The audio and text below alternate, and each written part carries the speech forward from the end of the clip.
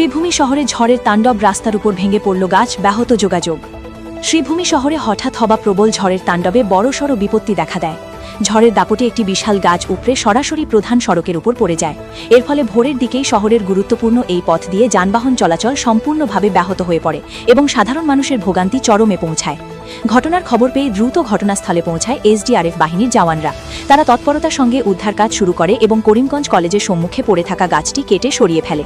দীর্ঘক্ষণ চেষ্টার পর অবশেষে পথ পরিষ্কার করা সম্ভব হয় এবং পুনরায় স্বাভাবিক হয় যান চলাচল। স্থানীয়রা এসডিআরএফ বাহিনীর দ্রুত পদক্ষেপের প্রশংসা করেছেন। তবে এই ঘটনায় শহরে ঝড়ের সময় নিরাপত্তা ও সতর্কতার প্রয়োজনীয়তা আবারও সামনে এসে পড়েছে।